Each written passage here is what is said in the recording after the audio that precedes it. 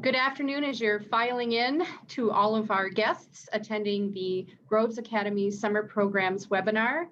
We opened up a bit early. We have a large amount of people attending and wanted to give enough time for everyone to come on into our meeting. So bear with us while we allow that time to pass before we start right at noon.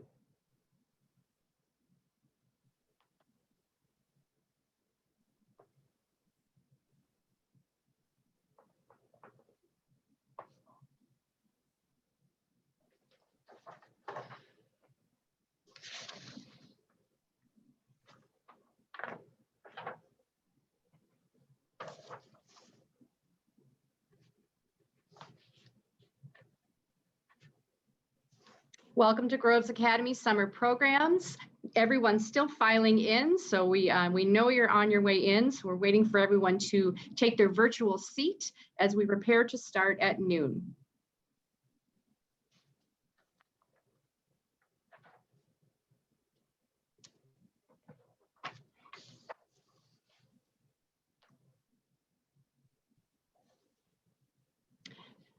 Good afternoon. My name is Kim Ani. I'm the Transitions Advocate at Groves Academy, and today I will act as the webinar host or hostess to help field your questions about our summer programs here at Groves Academy. We are expecting quite a few people. They're still filing in. Few housekeeping items so that you're aware. We do have a panel with us today of some administrative staff from Groves Academy in the summer programming area to answer your questions. Questions can be sent in through the Q&A bubbles at the bottom of your screen. If you float your mouse towards the bottom, you'll see two little speech bubbles. If you click on that, you have the ability to send a question in, and that's what our day is all about, is answering your questions about our summer programs that we have at Groves for the summer of 2021. At this time, I would like to turn things over to our Director of Growth and Enrollment, Ms. Nancy Sigretti, to get things started. Nancy? Hi, everybody. Welcome, and thank you for joining us. As Kim said, I believe we have a pretty large group today, so we are going to be sure to leave plenty of time and plenty of room for all of your questions, as I know you are all eagerly planning summer 2021 for your family. So as Kim said, I am Nancy Sigretti, and I have the honor of welcoming you all to our session today, along with Kim and our panel. I am the Director of Growth and Enrollment Operations at Groves, and in that role, I have the joy of working with teams in both our Learning Center as well as our school, as we all focus on supporting families like you. So before we dive deeper into our summer program experience, which is I know why you're all here today, I wanted to take an opportunity to introduce you to Groves, as many of you may be new to Groves as an organization. So Groves is a nonprofit organization dedicated to providing transformative learning experiences with the goal of helping students to experience success, confidence, and purpose in our world today. And we do that through three primary pillars of the organization. Our school, which serves students in grades 1 through 12 with intimate class sizes and individualized instruction for students with language-based learning disabilities, attention disorders, and executive function challenges.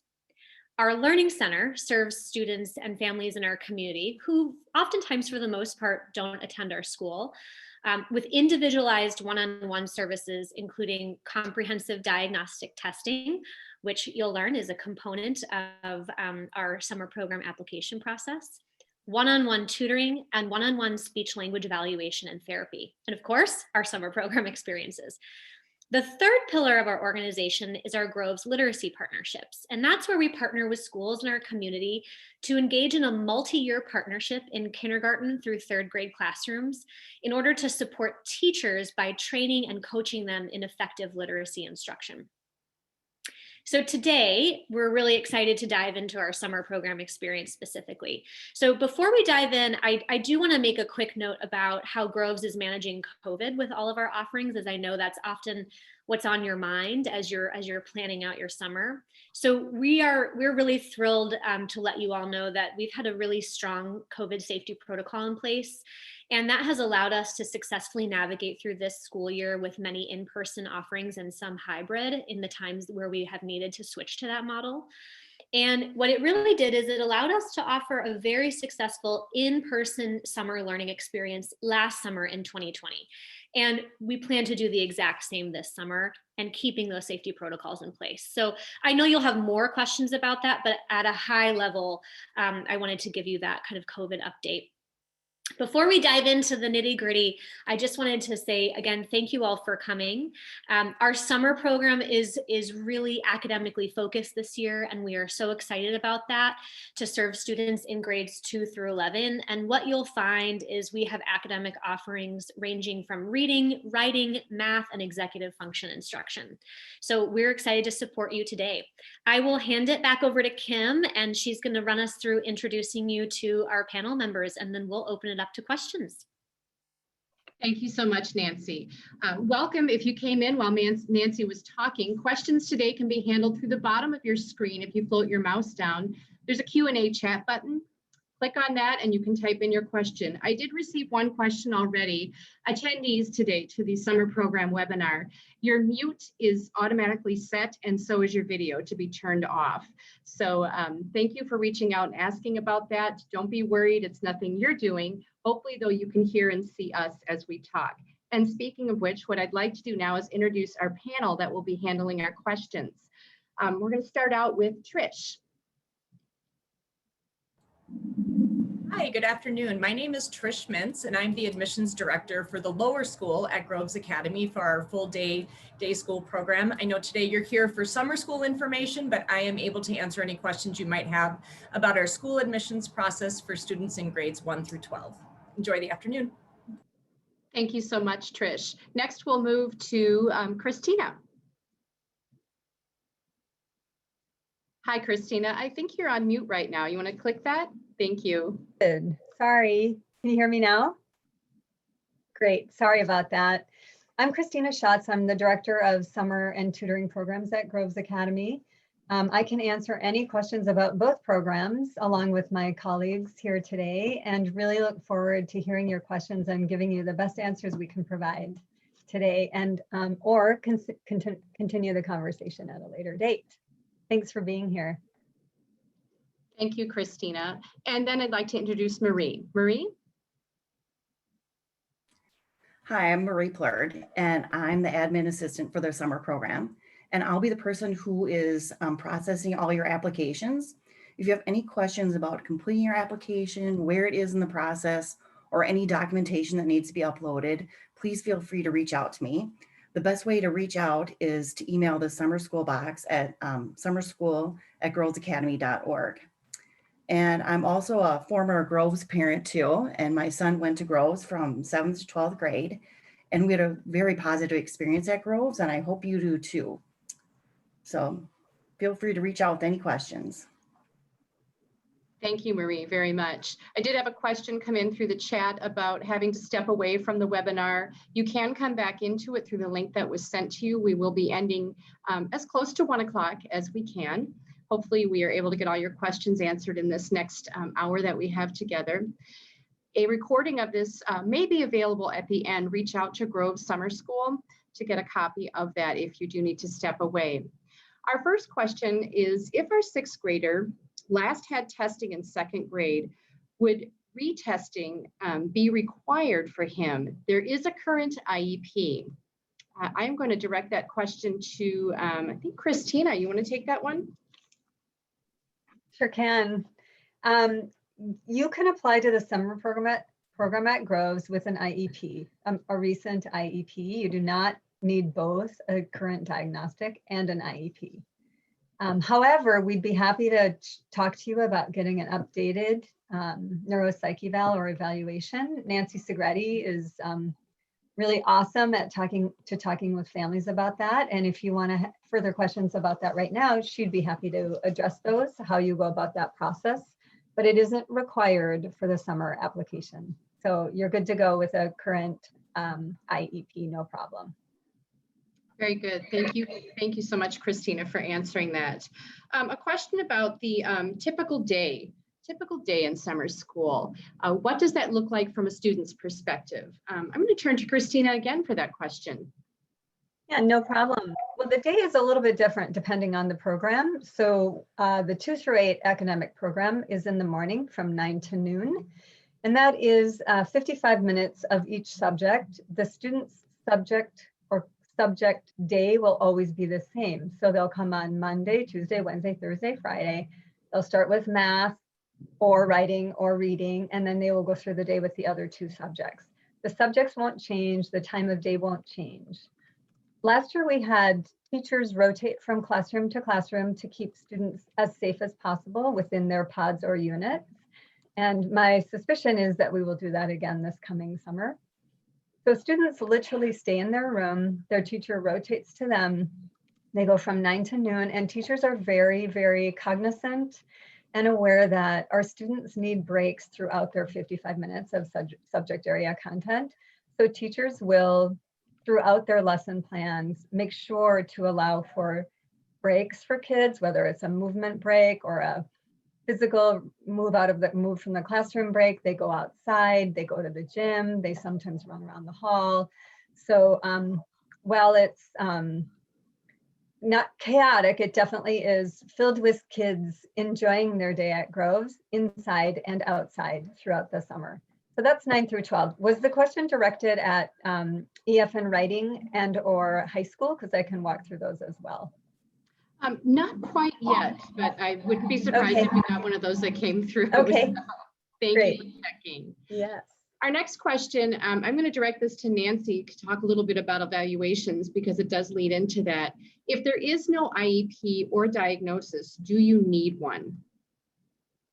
That's a great question, and Christina and Marie can chime in here as well. But you know, as part of the application process for our summer program is that we are very thoughtful in ensuring that the student's profile and their needs match the expertise that we have in our teaching capabilities and also match their fellow classmates. So we're also using that application material once they've been accepted to help match that student with other students like them.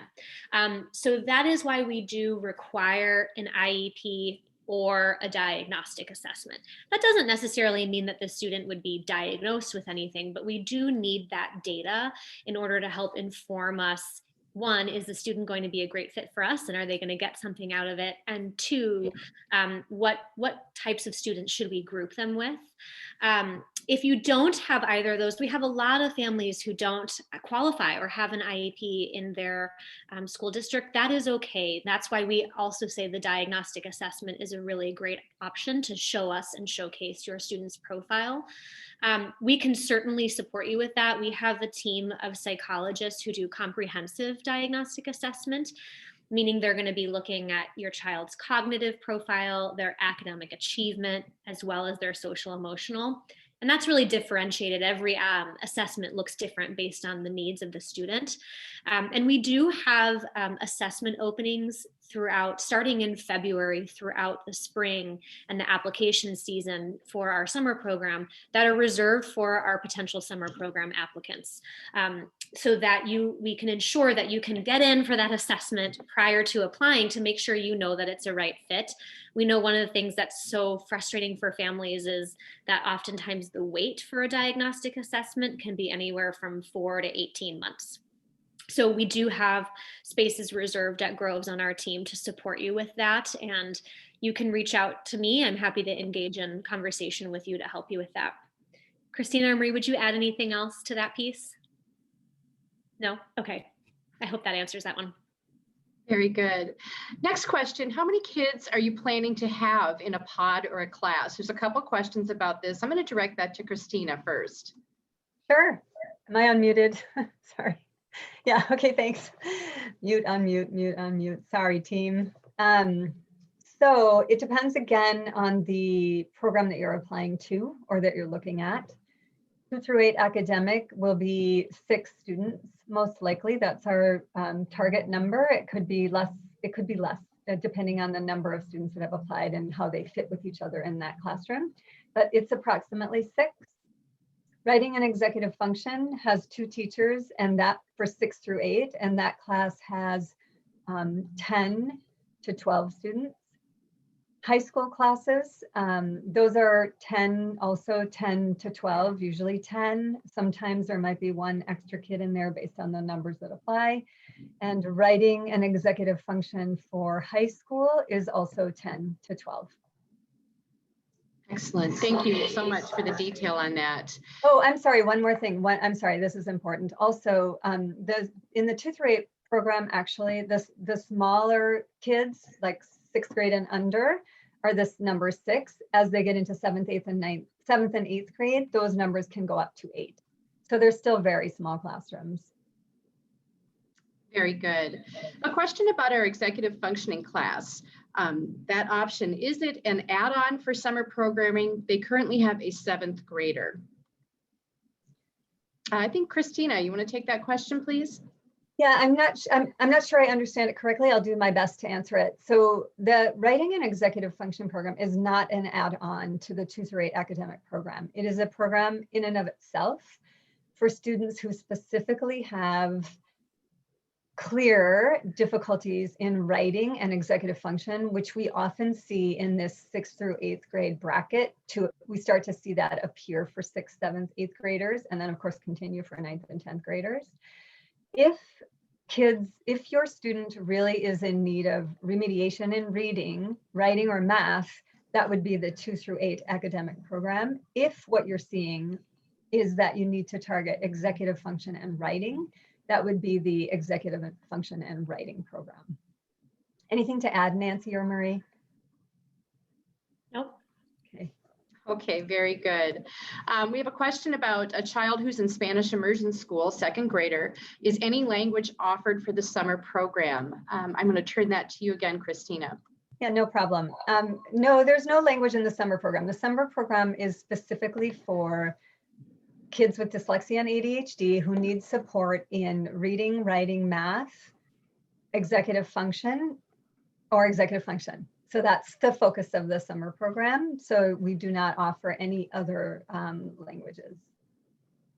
Thank you. And another language question, is the summer program a dyslexia specific program? Again, I think I'll turn to you, Christina. I'm just going to leave my mic open for You that. should, yeah. Yeah. Yeah, the program, Groves specializes in working with kids with dyslexia and ADHD and other language-based learning disabilities. So all of our programming is really focused on that group of people who come to us for services. We also have tutoring services, which, and I would say, let me just say, not everybody is dyslexic, not everybody has ADHD, but that is the target that we serve. Those are the kids that we best serve, and that is what our teachers are well-trained and capable of serving. We also have a tutoring program, which, again, we still target the same audiences, but I would say that in our tutoring program, we probably get a little bit more neurodiversity as far as what the needs are. Sometimes kids will come to tutoring for a short period of time because they just need study skills support, which we can offer. Usually that's for high school students. And a few other variations there that we could talk about if someone's interested in hearing more about tutoring. I'm definitely the person to call and talk to about that, or Erica Sutton, who we can send this out maybe afterwards. I'm not sure. How do we get people information about other colleagues who they might reach? So the best way to get in touch, if you have, if you're interested in, if you're thinking about the summer program and you're not sure it's the right fit for you and you need help navigating, should I apply? Should I do tutoring? Should I, if I'm going to apply, which class should I apply for? We're here to help you navigate those questions. So the best way to get in touch with us is you can email summerschool@grovesacademy.org, and we will, if you haven't applied yet and you need that guidance, we will get you in touch with someone on our admissions team, and that likely her name will be Erica, and she will start off and have an initial discussion with you. Or you can go anywhere on our website and click the Contact Us button, and then Erica will reach out to you within a day or so and introduce herself, and she will help guide you on those questions. You'll start to hear more from Christina and Marie who are here today with us after you've submitted your initial application link. And then they're going to help guide you through all of the intricacies of the application process. But if you need help with that initial guidance, we can, you can ask a generalized question here today, but for a more in-depth conversation, Erica will be in touch with you if you reach out to us on our website or email summerschool@grovesacademy.org. And let me just add to that Erica will make sure to get in touch with any one of us if needed. So she's a great point person. If she can't answer your question, she'll make sure to divert that to the appropriate person, whether it be myself or Nancy or Marie or Trish. So just rest assured you're taken care of. We're all here to help at any point in your journey through either summer or any other service at Groves. Okay, thank you so much. Next question, could you please walk through the day for the 3-hour executive functioning writing program? And then the second part of that, so what does that look like for that 3 hours that a student is here? How quickly does the program fill up? And our applications first come, first serve? Christina, I think I'm going to put you on the spot for that one as well. Go ahead. And no problem. So the Writing and Executive Function program focuses for about half the time each day on executive function strategies, and the other half of each day on writing. They read a novel so that they have that as the basis for their writing assignments and for their writing strategy work. The novel is read out loud, but what that means is it's read out loud so that everybody can participate in reading of the novel. So reading is part of their day as well. We assume functional reading abilities for that class for sure. So if somebody really needs support in reading, and if they're in the 2 through 8, and that is one of their major challenges, we might suggest that you do the morning program, but that's where we can help you decide which one is better or more suited to your student. They also take breaks in the writing and EF class, so they do a lot of outdoor work. They do a lot of activities as part of their class. So I know they do tie-dye, but they do a lot of games and they do a lot of other activities within their 3 hours. And then I think the third question was, what was the third part of that question, Kim? Oh, let me take a look real quick to make sure I get that for you. Well, she had a current 7th grader, so I think you covered it. There was one part though that I didn't answer. It was, oh well, sorry, ask it again if I'll get back to you. Okay, very good. Have a question about percentage of students that are Groves kids that come to summer program and not Groves kids that come to summer program. And I don't know if that is a Marie question or a Christina question. So take that as you can. I can take a stab at it and anybody can correct me if they have additional words. The summer program typically is about 10% or less of Groves students. So the vast majority of our students are coming from external locations. I think we had, Marie, you can correct me on this if I'm wrong. I think we had 41 zip codes last summer. So people are really coming from far and wide. Yeah, so it's majority are non-Groves students who come from all of our Twin Cities and outstanding communities. Anything to add to that, Marie? No, I think Christina got it. Most of the kids are external kids. Versus And what is our Groves total students. enrollment for this summer, Marie? What's the expectation for that? For 2 through 8? Why don't we break the programs into each piece? Yeah, I think that's a good idea. And how many kids we want in each one. Our target enrollment for 2 through 8, we're looking at 135 students we would like to have. And then the 6 through 8 writing through EF, we want to have 48. And the 9 through 10, 12 students. And high school, we would have at least 40 students. So let me just, thank you, Marie, so much. Let me just add to that. That is based on our capacity at this point. However, as the applications come rolling in, we'll assess where we need support, where we need additional support, if we have the ability to accommodate more students in each class. Of course, we want to accommodate every single person who is a good fit, who we are a good fit for the summer, and we will do our best to do so. So we're, please don't let the numbers in any way affect your application. I know what the last question was for the EF in writing. It was, is our application accepted on a first come, first served basis? The answer is all of our applications are assessed as they come in the door and accepted as they come in the door. So the sooner you apply, the more sure you will be to get a spot in the Groves program if we are a good fit for your student. The executive function and writing class has filled up over the last several years, and we have had to start a waiting list specifically for the 6th through 8th class. The 9 through 11 class is new this year, which is why we have such a small capacity, because it is our first year of rolling this out. What we know from our 4th year of writing an executive function for 6th through 8th graders is that this is a really successful and highly needed class, which is why we rolled out the 9th through 10th grade class as well this summer. Very good. Okay, there are several questions around this, and so I'm going to turn back to you, Christina, but I do want anyone else to add on that needs to. Several families are asking about 504 accommodation plans. Do those qualify? IEP or individual education plans, do those qualify for applications, even if they have lapsed? And then also, if they had an assessment outside of I think the organization was the Reading Center was mentioned. That's where their child was assessed. And there's also a 504 sitting out there. So perhaps going through for all of our guests today, what is needed with the application for summer programs? And I'm going to start with Christina, and then if we need to add on Marie or Nancy, please do. Absolutely. One thing we didn't mention, just FYI, we do have on our website, we have our summer program brochure, which I think is really important to point out, because even if I give you the information today, you may want to refer back to it later. And the brochure really does outline each program individually, as well as the application process.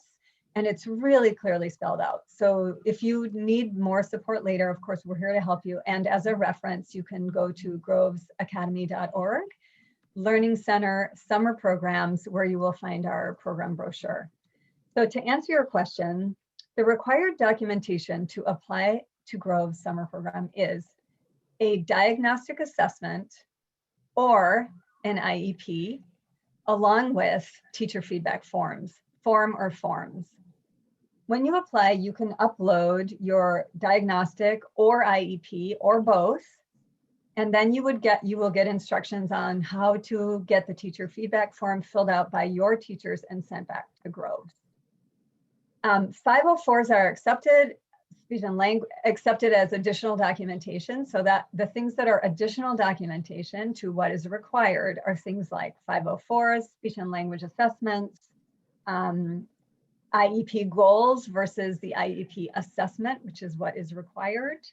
Marie, are there any other optional documentation? Well, really take anything you want to give us that will help us assess your student.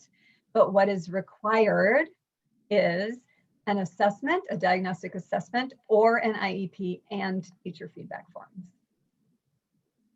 Yep, and I would say that's correct. Our biggest thing is when you're, if you have an IEP, if you could give us, if you have goals, also give us the evaluation as well, because that's what we really need. If you could give us both, that would be great. Yeah, the evaluation is what is required, and the goals are accepted as optional for sure. We love to look at the more the merrier, really, in this case, because the more we can make a clear assessment of your student, the better we can place them in the right classroom, which is what we all want at the end of the day. We want your student to be in a classroom with peers who have similar capabilities and abilities, so they feel at the same level as those who they are learning with.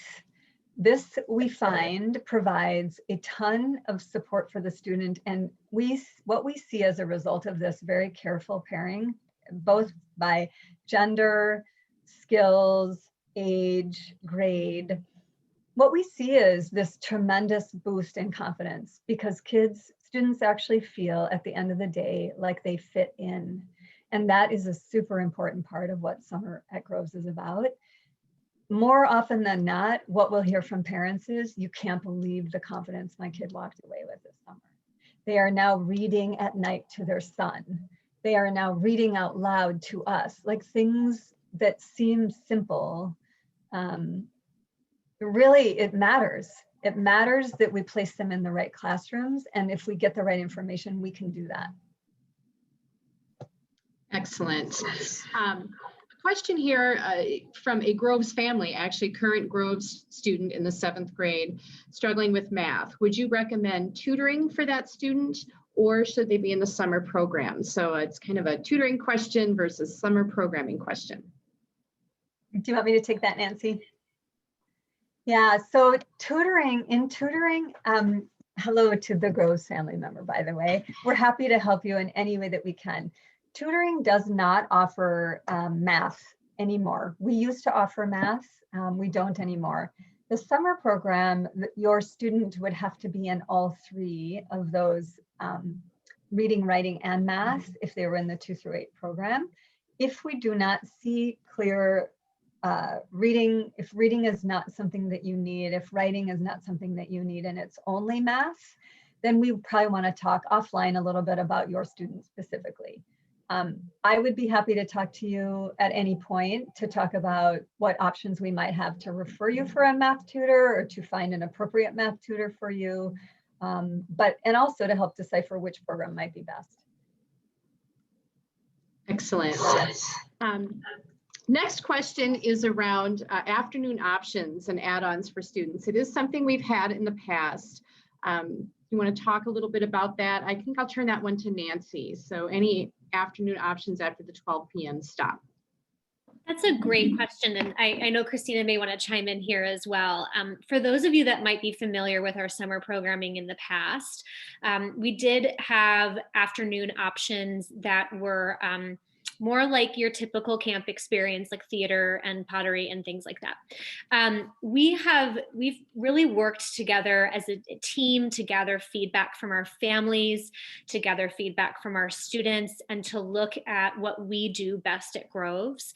And we have shifted to last year as well as this year is that we are focusing in and zooming in, which I know is a little tongue-in-cheek given all of our time spent on Zoom, but we are zooming in on our academic expertise and our academic offerings. And by offering all academic experiences for our students, it really allows us to just hone in on exactly what they need, and then send you off into the community for those fun experiences, which we can certainly chat with you about. Like, so if you submit an application and you're saying, you know, I really need help figuring out an afternoon for my child, we can certainly chat with you to say, here are some options in the community that we may have partnered with in the past. That would be great to look at their summer program offerings as well to pair up with the afternoon so you can create that full day for your child.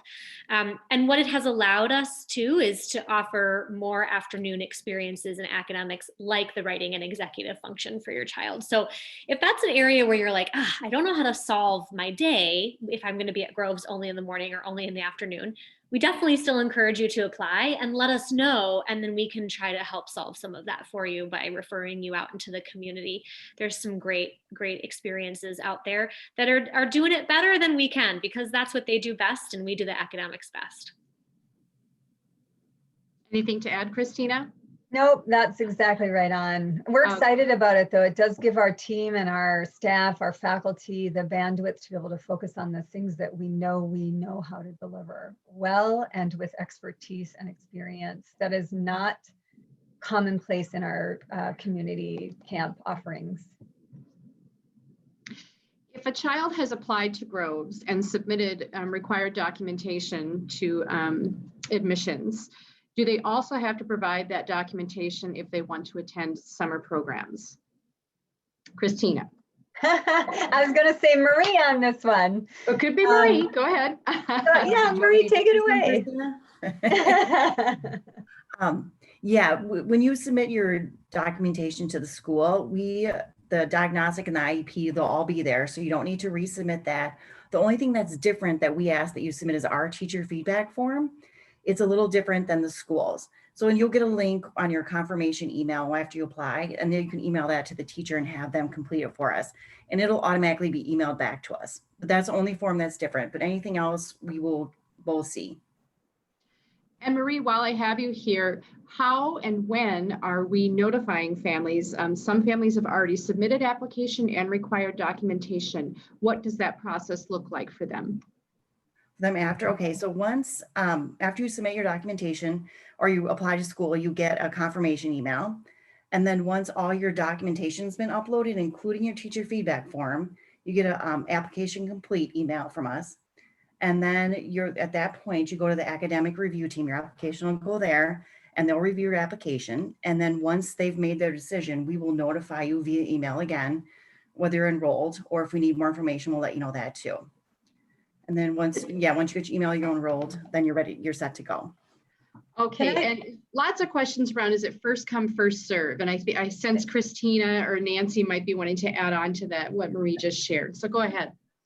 So let me just sort of give you a bigger picture on the admissions review team. We have 4 or 5 admissions review team folks, all of whom are adept at education and evaluating evaluations on IEPs. And together the teams review every single application in detail.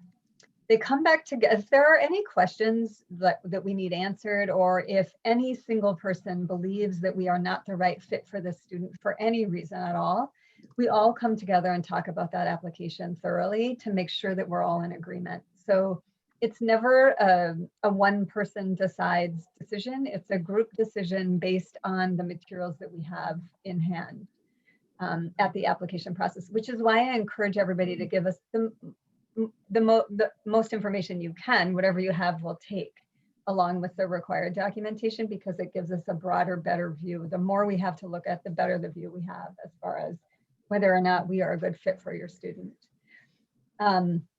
Once the admissions review team, they make a recommendation, and then we look at all of those recommendations, and then we will send you an acceptance. If for some reason we are not a good fit for your student, which there are so many reasons why that could be true. It's not a reflection of your student, it's a reflection of what we may be able to offer, of their specific neurological makeup or gaps. There's all kinds of reasons why we might not be able to accommodate your student. What we'll do then is we'll reach out to you individually to have a conversation so that we can talk about, is there a better service at Groves that might better suit your student, or do we know of a community resource that might be more adequate for you? What we care about is the well-being of each student at Groves. And if we aren't a good fit, we'll tell you that straight up, because we want to make sure that your student is well taken care of, and that we are here to provide support for you as we try to locate the best service for your student.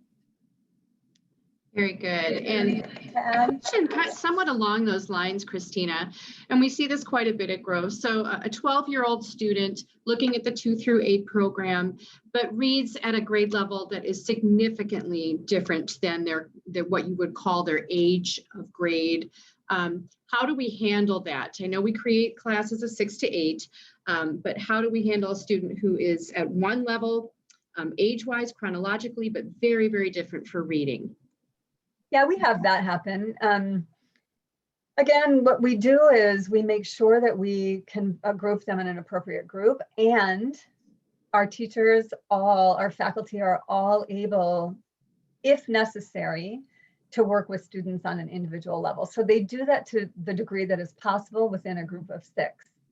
If a student has a significant gap that we don't think we can accommodate in our classroom of 6, we will talk about other options, such as intensive tutoring over the summer. So that's, again, it's based on what we see in the neurological profile, what we see as their skills gaps or education gaps, and then we make the decision based on that, whether or not we can accommodate that student or not. Very good. And then question maybe for Marie here. they're in the midst or in the process of getting their completed neuropsych evaluation done. They already know there's identified learning disability, not really specific on how they know that, but that neuropsych is in process. So how do we handle that? What do you think they should do? Apply, let us know the neuropsych's coming.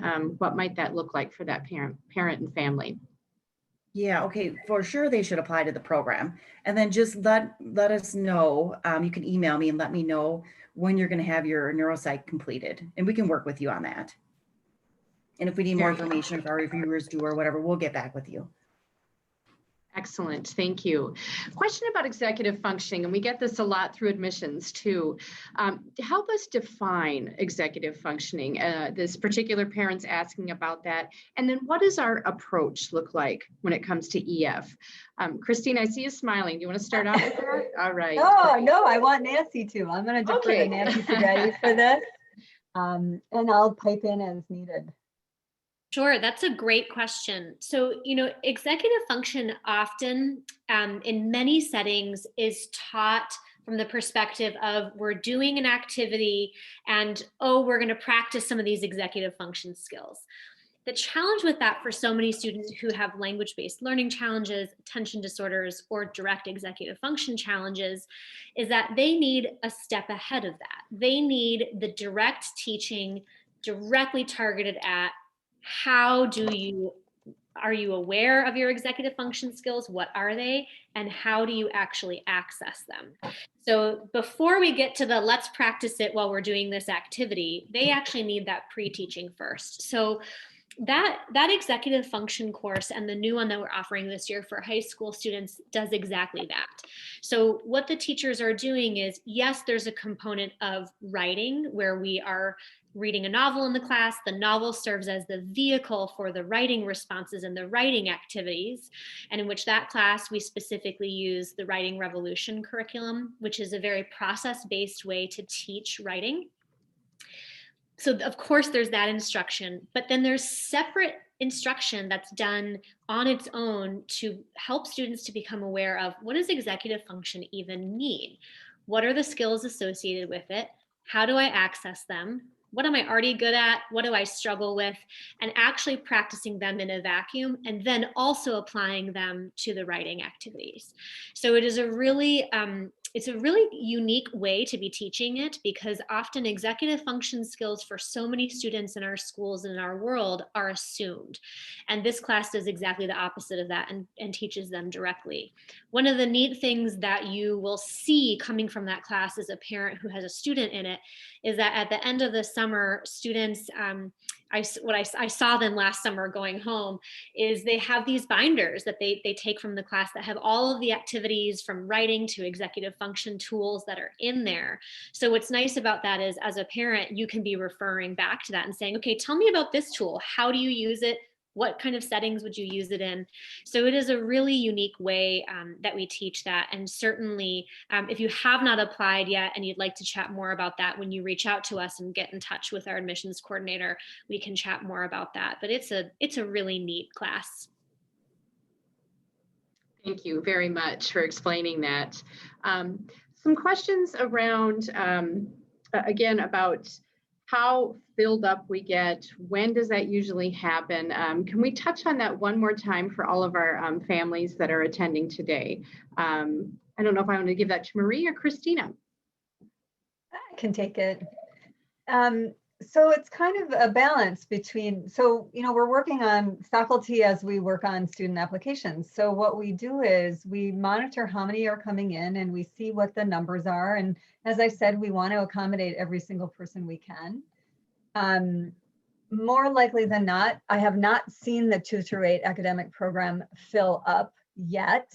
We've been at capacity, but it's taken mostly the length of time that we've had our application process open. The class that does fill up early is the writing and executive function class. Last year we had 3 classes open. This year, and we intend to have 4, which allows for another 10 to 12 students.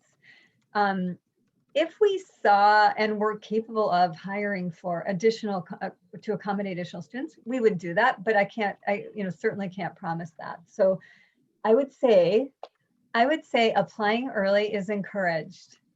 Let's also not forget that there is a February 10th early bird discount deadline. So if you do apply early and get all your application materials in, you will get a reduction in your total overall application fees of $150, I believe. Is that correct, Marie? Thank you. So we want to accommodate you. I still say apply early, get your application in. If you decide not to come, you can do that later. All you lose if you apply today is a $40 application fee. That is non-refundable, but then your application will be in, and if you do choose to come, it'll be active and ready to go. Can I just ask? Oh, sorry. One of the things I know a lot of families ask is around the like first come first serve, and the timing of it all is, if I have, my application in and my IEP and my diagnostic in, but you're waiting on the teacher feedback forms, like, am I in line, or am I ready to go? The answer to that question is, once you have all the materials in, like Christina said, which includes the teacher feedback forms, then we move you on to the next stage. So if you submit your application today, but your teacher feedback forms don't come in till February 20th, you wouldn't have a complete application until February 20th. And that is the only piece I know can be challenging, because it's out of your hands and it's out of our hands. And we do try to make it as easy as possible for your teachers by giving you, it's a link that we send you. They can submit it online. So we do, and we will send you reminders that your forms aren't in, but we do put that piece in your hands to nudge those teachers and give them that timeline to make sure those get completed. So will there be any options to get into our building prior to summer programming starting? Nancy, I think I'll turn that over to you. It ties in a little bit with our COVID policies and how we're handling that. Sure. Yeah, that's a great question. It's a wild time we're living in, right? With all of these safety protocols and procedures, and wanting to keep everybody kind of in their pods and keep buildings safe so we can keep doing in-person learning, but also wanting to welcome you to the organization so that you can see who we are and what we do. We are not offering right now at Groves, we are not offering any group tours or individualized tours of our building. So one way that you can do that, if you've never been to visit us, is that we do have a tour video on our website. Actually, it might not be on our website, but we do have a tour video that we could share with you that gives you a sense of what going to school at Groves looks like. And that would be a good one to watch, even though you're applying to the summer program potentially only. That would be a good one to watch because it gives you a sense of what a day is like at Groves. Again, it's centered around our school year experience. So that would be just one to keep in mind. We do also have a tour video that we shared last year for our accepted families. So once you got accepted, we sent out a video to say, welcome, and here's what your day is going to look like at Grove Summer Program. We sent that in a video as well. And the other opportunity, I'll let Christina talk a little bit about this opportunity that we offered last year for some families that really felt like I need to make sure that my child feels comfortable in the building before that first day where we're in the drop-off line. And we did schedule some individual tours for those students who really needed it with our summer program counselor ahead of time. So Christina, I don't know if you want to add any color to that piece. Yeah, those were what I need to say about that is they were very specific cases. So those were some kids who had extremely high anxiety. Well, parents often have as much or more anxiety than the kids, but in this case, these kids were we do have a lot of kids with anxiety, and these were some really specific cases that we could see through their paperwork and their evaluations, et cetera, that they really needed some additional assistance. So we did do that, but keeping safety in mind. It was very small, it's not something that I would encourage. We can't accommodate hundreds of people, of course, in individual tours, but certainly reach out to us if you feel like you need to, and we will work with you to see what we can do to accommodate your needs. Very good. What about scholarships? Are scholarships available for summer programs? Currently, there are not scholarships available for summer programs unless you are a Groves student. If you are a Groves student and you receive financial aid at Groves, you will receive the same percentage amount that you receive at Groves during the school year in the summer program. Unfortunately, there are no other scholarships available. We hope to see that in the future, but at this point in time, we don't have anything currently. Very good. What about homework, whether it's in the EF writing class or in any of the summer programs? Is there homework? I'll put you on the spot, Christina. I see you shaking your head now. Let us know. Yeah, no, typically there's no homework. They do all of the classwork within the classroom setting. And, you know, summer, it's funny because summer, when I was a kid, if, you know, summer school, it was like, oh my God, no way. But what we see is the kids that come to our summer program, it's shocking but true. We've had reports from parents where kids will set their own alarms so they can get up in time to go to Groves. And I think the reason for that is that, well, A, we don't make it hard on the kids. We don't have summer homework. We do what we need to do within the classroom setting. And B, as I said, I think what kids find is sometimes for the first time ever, they feel like they fit in. They feel like they're in a place where they fit, where they're not in their minds, not smart, that they are not capable and that they are not able. I think Grove's summer experience really provides for students this opportunity to feel like they are in the right place with the right students and that they are smart and that they are capable. And again, that is one of the things that I speak most highly about the summer program at Groves, is this confidence boost for our kids that matters when they get back to school in the fall.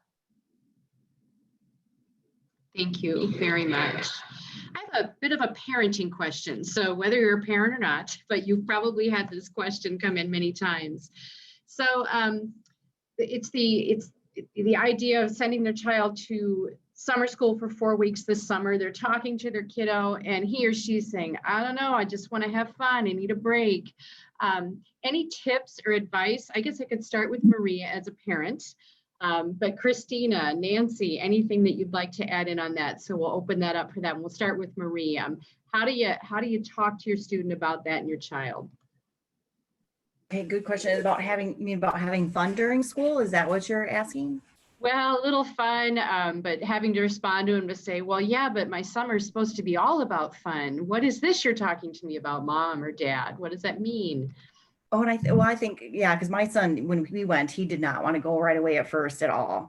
And then we told him, you know, this is gonna be great. They're gonna help you learn how to read. He was so frustrated in the regular school that when he got there and he did start getting help in the reading and he gained more confidence, it became fun for him actually. So it helped him. I mean, he was good with going. And we also have in our program too, we have like a spirit week. So that kind of mixes in with the academics too. So we have different dress up days they can do. And then the last day we have the ice cream truck. So that's fun too. So it's a mix of things too. It's not just all academics. And of course, thank you for sharing that, Marie. Anything to add, anyone? I would just add on the fun part. We kind of have to emphasize that it's fun. So what our faculty know is that making it interactive and fun is part of how our brains are going to best absorb the content. And so, like, there are games that are played that are also academic, but they're fun. They're games, but they are helping you to learn something at the same time. So it's not like the teacher stands in front of the classroom like they might expect or they might be experiencing and delivers to the students some content. It's six kids in a class. They're in a classroom. They can be 6 feet apart. Thank goodness we have big enough classrooms for that. So they are 6 feet apart. If able, they're at tables together, but we'll know that as we approach summer 2021, whether that's possible or not possible. But they still find ways to make the actual learning experience interactive and fun. And then on top of that, so besides the academic part of fun, they also do the fun interim breaks where it's outside, inside, gym, etc. And then as Marie said, Spirit Week is a week where kids come dressed up in a different costume, different outfit every day, and they're really fun. It's super fun. It's like my favorite week of summer. I think I can't wait for Spirit Week again this year because we started it last year, and boy, the kids were just amazing. They came dressed up on every single day in a different outfit that was so reflective of themselves and their personalities. It was absolutely wonderful to see. So I would just encourage and make sure kids know that the whole focus of the summer program, while it is around learning, it is also around fun and learning in fun ways. So getting away from the fun side of things is some questions, well, a little bit of fun in here too, about any data points that we have, or results, data points, results, successes from kids who attend the summer program at Groves. And along with that, what is that transition like for students, if any of you know, as they go back into their mainstream educational environment at the very end of August, early September? I can start with Christina on that, I believe, and if anyone else wants to chime in, please do. I would definitely love Nancy to join me on this one. So what I will talk about is how I assess the summer program at the end of the program. So every summer I send out surveys to the parents to assess their feeling about what happened over the summer for their student. And we take these assessments very seriously. We survey the families. If the kids are old enough, in the 6th through 8th class and in the high school classes, we actually survey the students to find out how they're feeling about their experience. And what I have been very surprised to see, especially with students, is that students are responding positively to having attended Groves. So for a high school student, for me, to get a response from a high school student that says, I would highly recommend this program to another high school student, I have to stop and go, whoa, that's pretty amazing. We're so happy to hear that, both from families who we have had very successful and overwhelmingly positive responses, as well as students themselves. The second part that I'll talk about is how we provide you with information about your student. So you can expect during the program to receive weekly emails from your faculty, who will give you sort of an overview of what they're working on that week. And then at the end of the summer school, you can expect to receive a fairly lengthy assessment of your student's progress during the summer school. So every single family will receive this. Within each one of those, you will hear about the individual progress of your student throughout the summer. And if Nancy, if you have anything to add, if I missed anything, let me know. Yeah, I certainly can add to that. I think, one of the biggest questions that we get from so many families when they're considering how to support their child over the summer is, what progress can I expect? Are we going to start the next school year in a new place with their reading or their writing? Are they going to have new skills that they're going to hold on to for a long period of time? And of course, the answer is going to be different for each individual child and each individual student. What we can certainly share, I think what Christina shared is, how teachers are they're going to communicate with you throughout the program and what you can expect there.